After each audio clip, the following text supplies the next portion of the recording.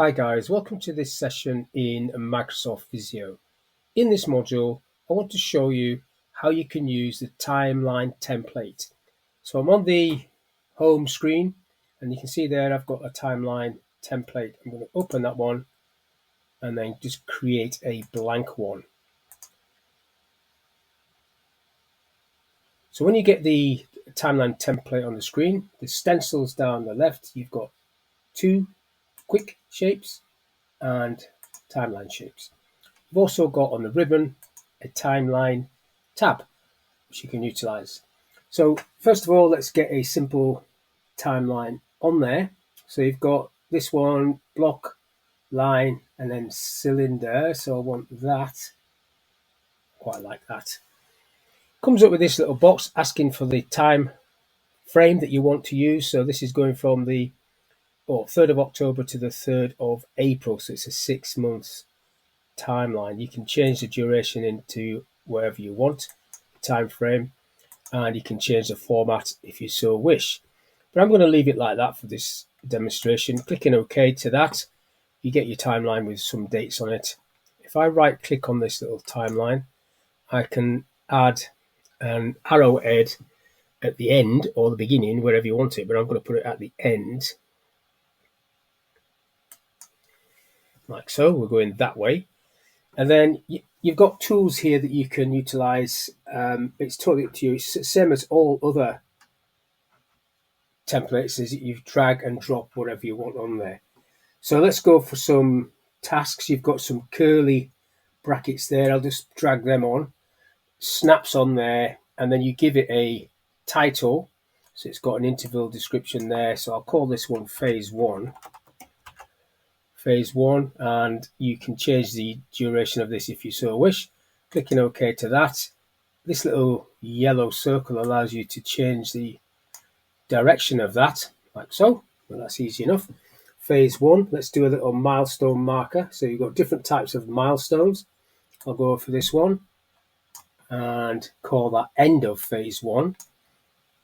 End of phase 1.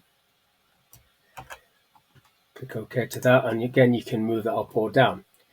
Now there is a feature where you've got an extended timeline, so you can bring that on. So it's extended. It's going to be like an expanded part of this. So it's going from the 5th of October to the 18th of Feb. Let's come back a bit. Let's come back to December, so it's not such a great. Let's go to the 31st of December. Let's put that on there. So you see how it snaps out. So both of those tasks are on there. This one probably needs to come down because it's in the way a little bit. So I've pulled that other one down. Now if I do another curly bracket, it's totally up to you whether you change these or not. Normally you would have the thing the same, but if I go like that and put that outside of this timeline, I'll call that phase 2. Phase 2, and I'll leave it sitting on top like that. So you can see how that works. This is just expanding here. So if I put something there, I'll just do a different type of thing there. You've got, let's go for, what can we go? Block interval. So you've got the curly bracket. I'll put it inside there. I'll call this review. And then click OK to that. So that mirrors there because it's within inside that expanded bit. You can see that. Now, if I bring another timeline on, a different one altogether. So if I just come here, this is not part of the first one. I'll let it do the default like so. What you've got here is the ability to do a synchronized shape, either with a block or a curly brackets or a timeline or a milestone.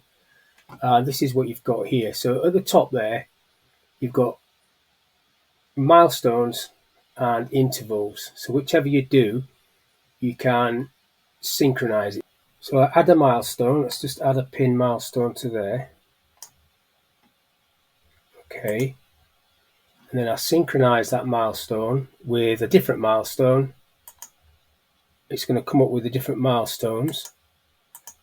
So it's coming up with that, end of phase 1 on the top one. I'll click OK to that, and you can see the date shifted back. So if I do the same with a block interval, so I'll get myself a block interval and just stick it there, click OK to that, and then click on synchronize. It comes up with the different options, and I'll click on that one, OK, and then that's synchronized with that. So you just created a second timeline, different timeline, but you're synchronizing some of the tasks that's on there. So it's up to you how you do that. Now you've also got a today marker. You can sit that on there, put it on there, today. Now you can also put this one, elapsed time. I'll put that on that one. So that's the elapsed time indicator. That's the today indicator. So you can see how that works. Now if I go to home, click on one of these, I can change the color of this.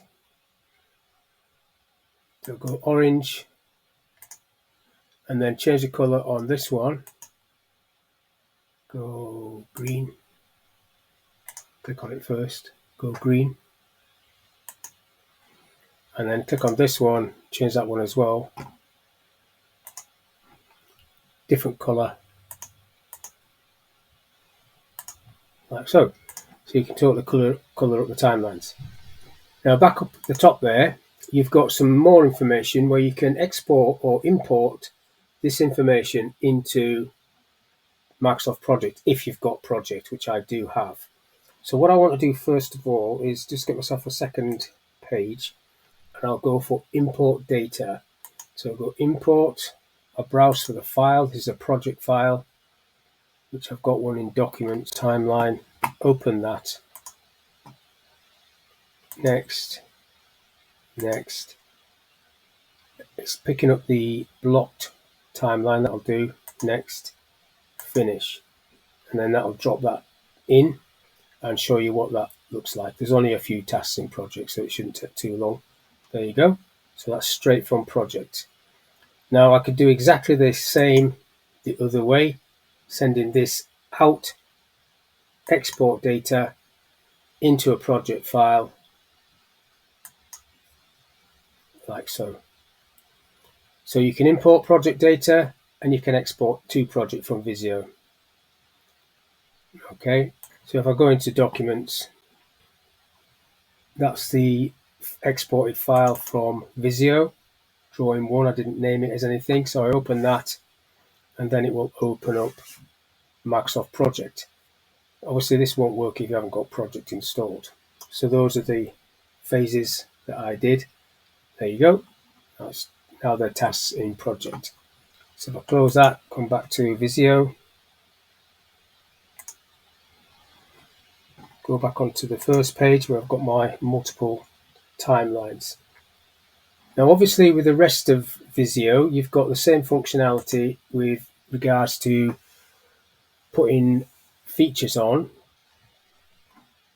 So if I wanted to go to design, I can then change the actual layout of this. I'll go for that one. So look, that's quite nice. That stands out quite a lot. I quite like that one. You've also got the background feature, which you have for all the templates. Click on the world, add the background. And you've also got the borders and titles that you can add to this as well. We'll just click on that. You can't actually get into that on here. You have to go into the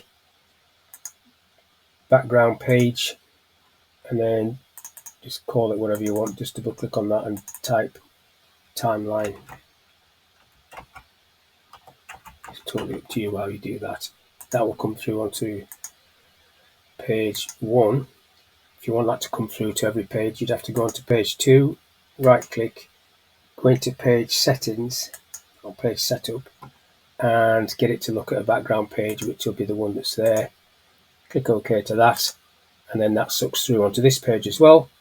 like so. So every page has got the same background. So that would be great for company logos and things like that. But that's all I want to talk about in this little video, how you can create a timeline in Visio, how you can export it to Microsoft Project or import it from Microsoft Project. So hopefully that information is of use. Thank you for your time, and I'll catch you on the next one.